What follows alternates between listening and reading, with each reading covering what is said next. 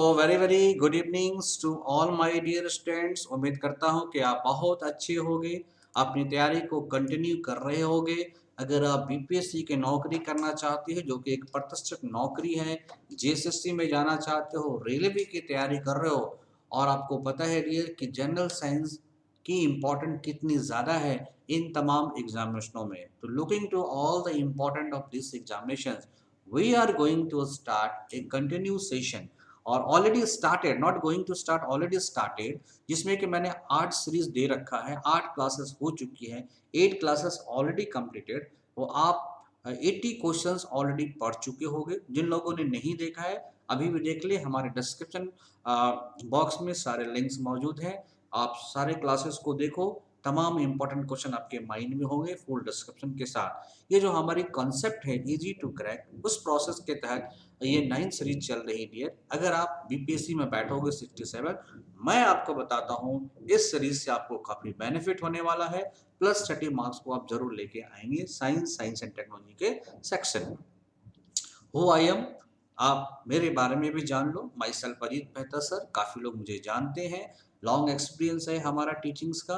तो अगर आप economics, science, environment and geography की क्लासेस में इंटरेस्ट रखते हो तो आप संपर्क करें। I have done BSc chemistry, MA economics, 7 year of teaching experience है डिफरेंट डिफरेंट एकेडमी में। So it is important to you, right? So a negative minds will never give you a positive life, ये कहना है Ajit Mehta sir का। सो आइए पहले question आपके screen पे रहा।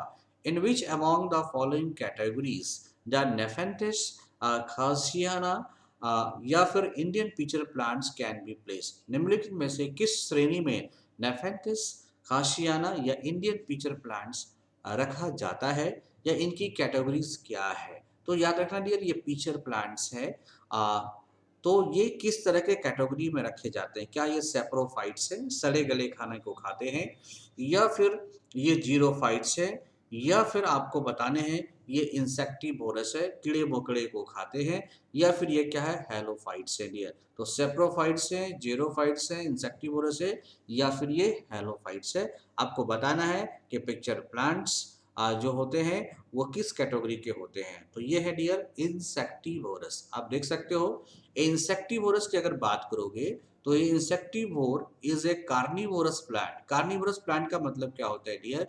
जो मांस खाते हैं उसे कार्निवोरस कहा जाता है, और जो हरी पत्तेदार सब्जियां खाते हैं उसे हार्बिवोरस कहा जाता है, या इसे एनिमल्स कहा जाता है दैट इट्स इंसेक्ट। तो जो इंसेक्ट को खाते हैं उसे क्या कहा जाता है? इंसेक्टिवोरस कहा जाता है। The same tooth arrangement is however also suitable for eating animals with the exoskeleton. Thus, ability to eat insect is an extension of words that is like insectivorous.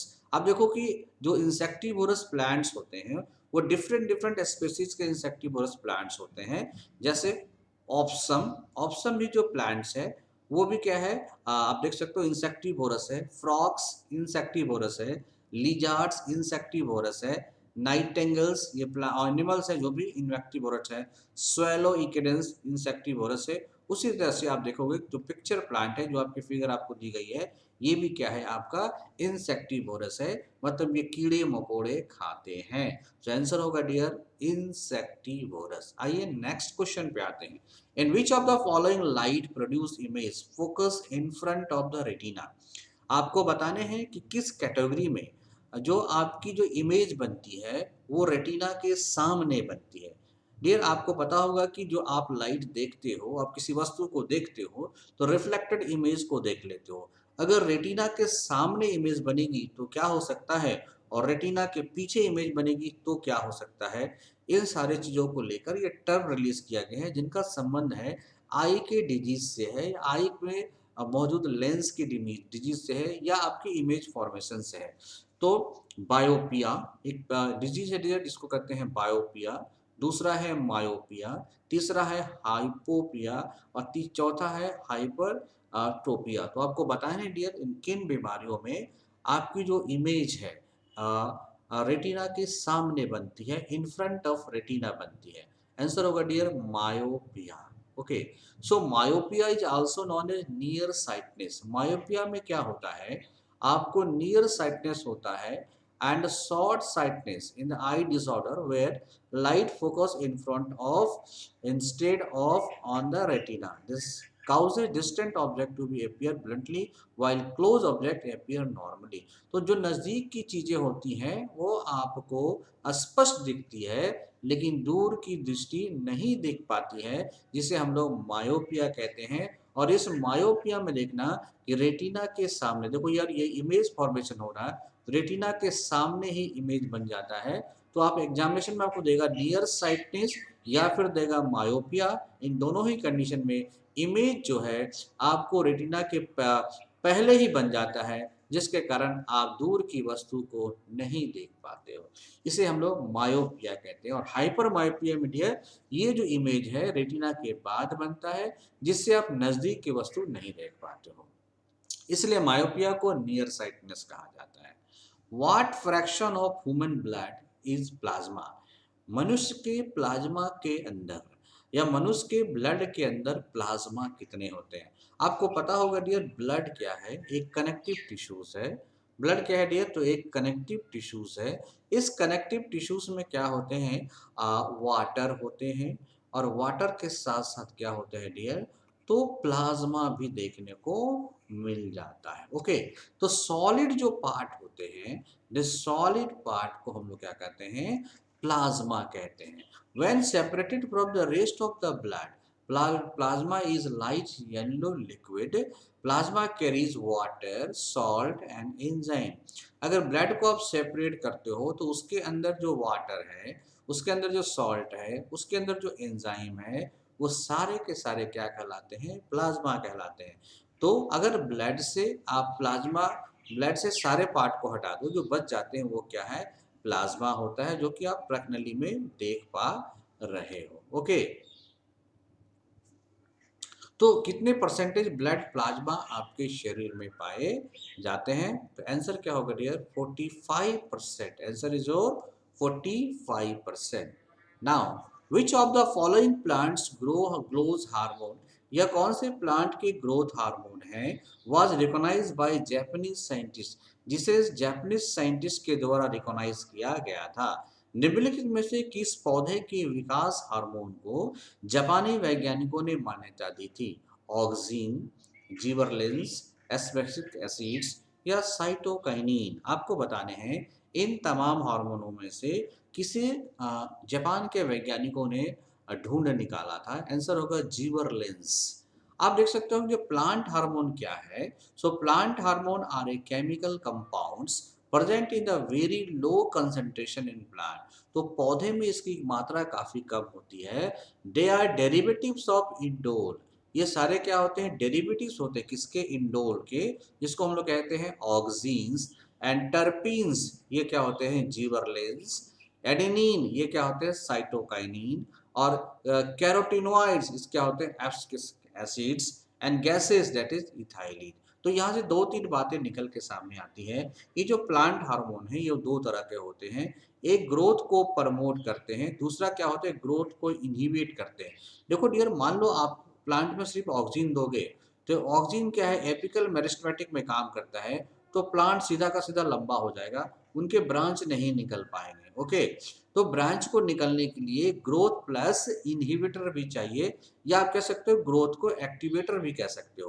तो ये कौन कौन से हार्मोन है? तो ग्रोथ को जो प्रमोट करता हो, सीधा संबंध जिनका ग्रोथ से है या जिसे आप ग्रोथ हार्मोन करोगे, they are three: auxin, cytokinin and gibberellins. बोलेगा तो यह क्या है? ग्रोथ हार्मोन है। और इथाइलिन और एस्पेसिक एसिड जो है ग्रोथ इनहिबिटर है, ग्रोथ को रोकता है। इसी वजह से पौधे बैलेंस रहते हैं और उनकी दूसरी एक्टिविटियां फ्लावरिंग, फ्रूटिंग ये सब शुरू हो जाती है। अगर डेरिवेटिव्स में पूछा जाए तो जिबरलिंस किसकी डेरिवेटिव्स है?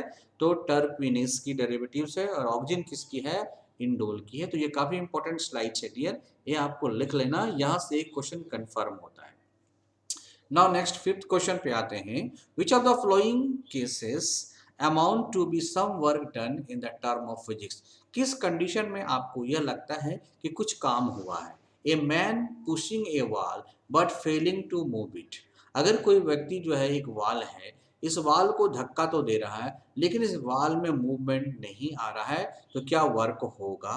दूसरा, a coolie standing with a load of 12 kg in his head. अगर एक कुली है, कुली अपने जो है सर के ऊपर जो है कुछ वजन को लेके खड़ा है, तो क्या वह 12 केजी का वजन लिखा हुआ है, 12 केजी के वजन को लेके सिर्फ खड़ा है, तो क्या उसने वर्क किया?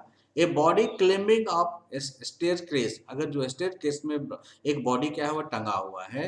A boy carrying a box on his head and sliding over A frictionless horizontal surface. अगर कोई व्यक्ति, एक बॉय खड़ा है अपने ऊपर कुछ बक्सा को लेकर और फ्रिक्शन लेस हॉरिजॉन्टल सरफेस पे मूव कर रहा है, तो आपको बताना है इसमें वर्क किधर हो रहा है। तो डियर आंसर ओनली 3 होगा। सिर्फ वही लड़का काम कर रहा है जो क्लिम्बिंग अप, जो ऊपर चढ़ रहा है स्टेयर केस के द्वारा, मतलब सीढ़ियों के द्वारा जो ऊपर चढ़ रहा है वही वर्क कर रहा है। अगर आप फ्रिक्शन लेस हॉरिजॉन्टल सरफेस पे खड़ा हो तो आप मूवमेंट होगा नहीं। इस जो बॉडी का है, जिस बॉडी बॉक्स को आप लिए हुए उसमें डिस्प्लेसमेंट होगा नहीं, और वर्क बराबर F into S cos theta होता है। तो आप समझ लेना वर्क डन क्या हो गया, जीरो, क्योंकि कॉस जीरो बराबर जीरो होता है।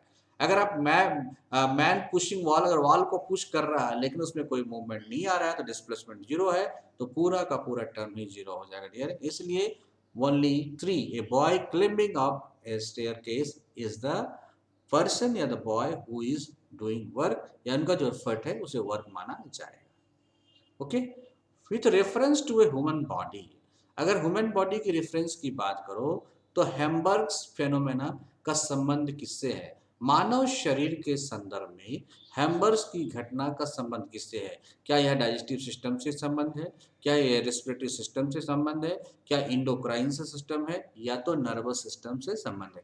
डियर मैं बताता चलूँ, नर्वस सिस्टम का संबंध ब्रेन से है, और इंडोक्राइन सिस्टम का ग्लैंड से है, और रेस्पिरेटरी का सिस्टम सांस लेना छोड़ना रेस्पिरेशन से है, और डाइजेशन का मतलब होता है जो फूड आप खाते हो वो जो डाइजेस्ट होता है उससे उसका संबंध है। तो इसका संबंध किससे दिया? तो रेस्पिरेटरी सिस्टम से। वेरी इंपॉर्टेंट, वंस अगेन आप हमारे सेशन को जरूर एंजॉय करें डियर, साथ ही साथ अपने मित्रों को भी एंजॉय के लिए प्रेरित करें, हमारे चैनल को जरूर से जरूर सब्सक्राइब करें। सो द रेस्पिरेटरी सिस्टम किसको कहेंगे? The respiratory system is the network of organ and the tissues. आपको पता होगा ऑर्गन और टिश्यू, और टिश्यू के नीचे क्या होता है? सेल। तो cell becomes tissue, tissue become organ. तो ये ऑर्गन और टिश्यू का ऐसा नेटवर्क है that help you to breathe, जो आपको सांस लेने में मदद करता है, ब्रीदिंग करने में मदद करता है। This system help your body absorb oxygen from the air so your organ can work.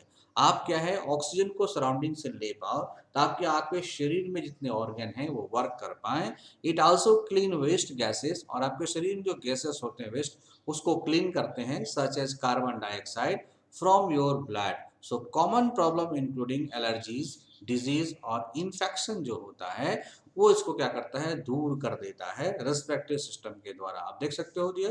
तो रेस्पिरेटरी ऑर्गन कौन कौन से हैं? तो आप देखोगे फेरनेक्स, ओके, लैरिंक्स, आपका क्या है? नोज, ओके, एल्वियोलाई, आप देख रहे हो ट्रैकिया, ब्रोंकस, ब्रोंक्योलाई, ये लेफ्ट लंग्स है, और ये डायफ्राम है, ये राइट लंग्स है। तो lungs, pharynx, larynx, nose, this all are the, and lungs, this all are the respiratory organs. ठीक है डियर। तो हेम्बर्सबर्ग का संबंध किससे है? तो रेस्पिरेटरी सिस्टम से। With reference to the sound waves, which among the following are correct statement? तो साउंड वेव के रिस्पेक्ट में आपको बताना है कौन सा स्टेटमेंट करेक्ट है। The frequency determine the pitch of the sound, अगर साउंड की जो फ्रीक्वेंसी है उसके पिच को बताता है, and amplitude determine the intensity of sound, और इससे आपको क्या पता चलता है? इंटेंसिटी ऑफ साउंड से पता चलता है। Frequency is directly proportional to the amplitude, अगर जितनी ज़्यादा फ्रीक्वेंसी होगी उसमें उतना ज़्यादा क्या होगा? एक्टिव एम्पलीट्यूड्स होगा। मैं मानता हूँ ये आंसर दोनों होगा, बोथ 1 and 2। ओके, आइए, the frequency of sound wave is measure in hertz. सबसे बड़ी बात है डियर, साउंड वेव की फ्रीक्वेंसी को हम किस में मैच करते हैं? हर्ट्ज में। ये आपके 66 बीपीसी का सवाल था। और the number of waves that passes a fix point in A sound, तो अगर कोई भी नंबर ऑफ वेव्स है एक एक पॉइंट से जितने पॉइंट पर जितने साउंड पास हो जाते हैं वो उनकी फ्रीक्वेंसी कहलाता है। अब human being can normally here the sound with frequency between, तो मनुष्य जो है 20 हर्ट्ज से लेकर 20,000 हर्ट्ज तक के साउंड को सुन पाता है। And sounds with frequency below 20 hertz is called infrasonic sound, और इससे ज़्यादा अगर हो जाएगा 20 हर्ट्ज से अगर ज़्यादा साउंड हो जाता है फ्रीक्वेंसी, तो इसे हम लोग कहते हैं अल्ट्रासोनिक साउंड, जो चमगादड़ वगैरह यूज करते हैं। The amplitude of a sound wave is measure of the light of the wave, जो वेव की जो लाइट होती है इससे आप डिपेंड कर, हाइट ऑफ द वेव मतलब इस जो आप देख रहे हो कि कितने हाइट तक, मतलब पिच जितना ज़्यादा होगा साउंड का हाइट उतना ऊपर तक जाएगा, उसे एम्पलीट्यूड कहते हैं। और ये जितना होगा वो लाउडनेस को क्रिएट करता है। So amplitude of the sound wave can be defined as the loudness और the amount of maximum displacement of vibrating particle of the medium from their mean position when the sound is produced, so that ये answer आपके दोनों होंगे। Fine, next, consider the following statement, lightning is caused due to discharge of similar charge clouds, तो similar charge cloud के कारण आपकी क्या होती है, लाइटनिंग होती है। दूसरा, lightning conductor always develop the positive opposite charge as the charge in the clouds, तो बताने डियर आपके आंसर कौन से होंगे, आंसर ओनली 2। तो जो लाइटनिंग कंडक्टर्स होता है always develop the opposite charge as is the charge in the cloud, जो चार्ज के अंदर, क्लाउड के अंदर जो चार्ज होते हैं उसके अपोजिट को ये रेफर्स करते हैं। नेक्स्ट आइए, which one of the following is responsible for the maintenance of osmotic pressure, आपको बताने हैं आपके शरीर में ऑस्मोटिक प्रेशर को कौन मेंटेन करता है, जिसके कारण ऑस्मो रेगुलेशन होता है।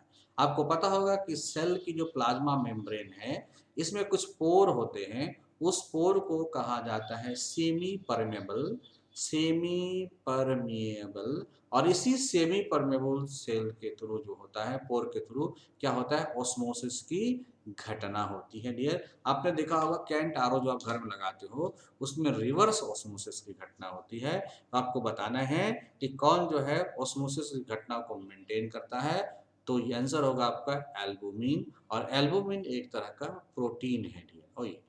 विच among the following is are the correct statement, आपको बताने हैं, और ये लास्ट क्वेश्चन है आज का कि कौन सा स्टेटमेंट करेक्ट है। Friction convert kinetic energy to radiation energy, जो फ्रिक्शन होता है वह काइनेटिक एनर्जी को क्या रेडिएशन एनर्जी में बदलता है, तो आपका आंसर होना चाहिए a collision of two bodies, अगर दो बॉडी आपस में टकराते हैं, and can be said to be perfectly inelastic if no energy is exchange between them, अगर इन दोनों के बीच में ऊर्जा का स्थानांतरण नहीं होता है तो उसे इन इलास्टिक कहते हैं। आपको बताने हैं इनमें से कौन सही है कौन गलत है। आंसर क्या होगा, ओनली वन, क्योंकि फ्रिक्शन कन्वर्ट कर देता है काइनेटिक एनर्जी को रेडिएशन एनर्जी में, राइट।